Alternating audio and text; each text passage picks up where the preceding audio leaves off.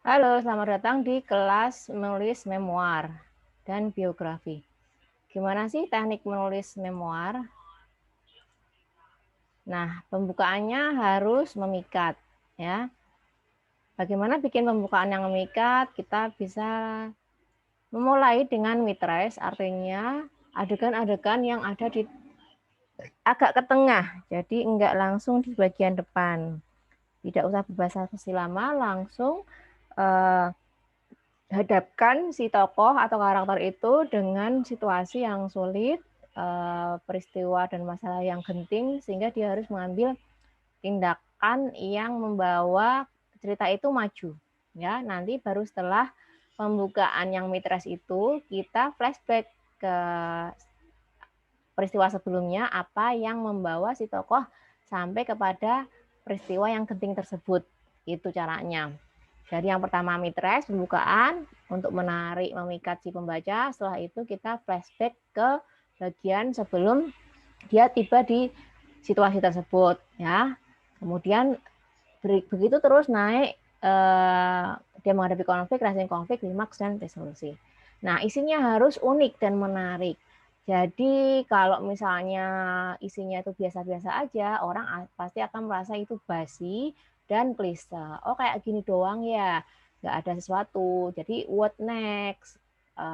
Terus so what gitu loh. Terus buat apa baca cerita itu tuh, apa menariknya, apa uniknya gitu. Kemudian juga ada kan sebuah aha moment. Jadi si pembaca akan mendapatkan sebuah pencerahan-pencerahan dan juga kejutan-kejutan di dalam isi cerita. Ada twistnya di si pembaca mengira si tokoh itu mengalami A, ternyata si tokohnya mengalami B, gitu ya.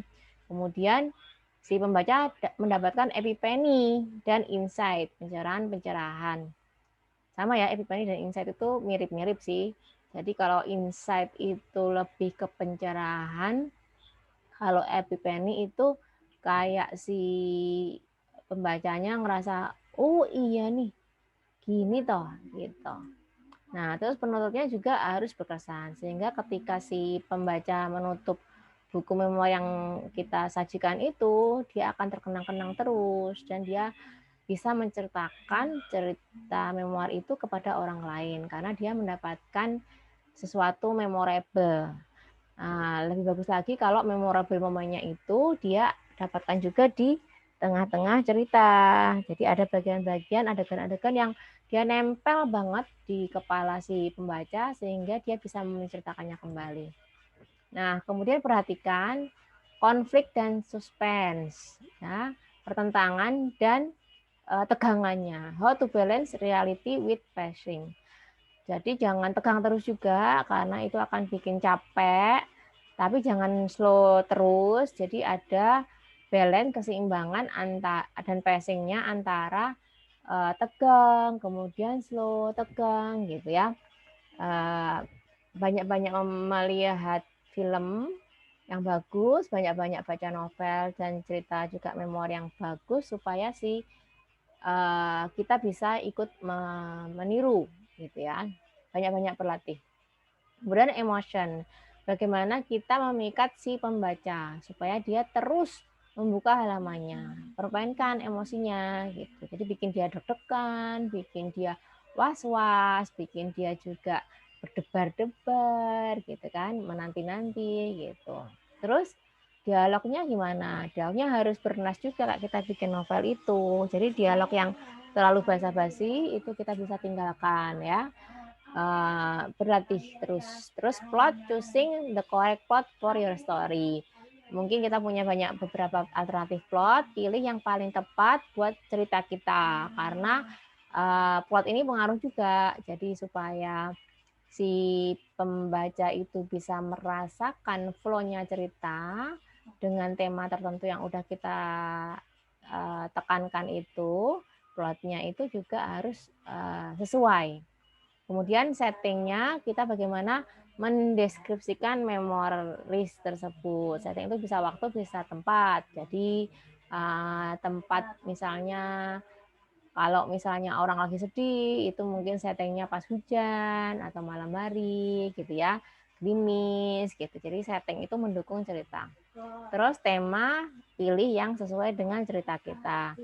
Terus time span, artinya memori itu sebenarnya ada dalam sebuah kerangka waktu tertentu. Jadi tidak seluruh kehidupan, tapi dia ada misalnya hanya ketika misalnya seorang perempuan mengalami kejadian suaminya meninggal, terus dia terpaksa menjadi seorang single parent sampai dia berhasil membesarkan anak-anaknya. Jadi time span-nya itu aja, tapi di luar itu nggak perlu diceritakan. Mungkin flashback doang ya. Terus viewpoint, bagaimana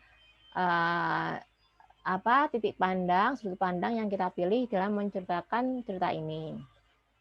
Bisa sudut pandang kita sebagai ibu, bisa sebagai anak, bisa sebagai wanita karir, tergantung cerita kita ya. Terus kemudian kita ini sebagai karakter, kita harus recreating. Jadi nggak ansih karakter kita doang ya, tapi dipoles supaya karakter itu masuk kepada cerita kita. Jadi misalnya karakter manusia itu kan sebenarnya kan multidimensi ya. Jadi kita tuh bisa menjadi A, B, C, D, E, F, G. Tapi karena untuk memori ini temanya B, maka kita recreate karakter itu supaya mendukung, mensupport tema B itu. Gitu. Terus putting all together. Baik konfliknya, emosinya, dialognya, plotnya, settingnya, temanya, sudut pandang, time span-nya, karakternya itu kita rangkum, kita blend, kita olah semua menjadi sebuah cerita yang menarik gitu. Selanjutnya nanti jenis memor akan kita bahas di pertemuan berikutnya.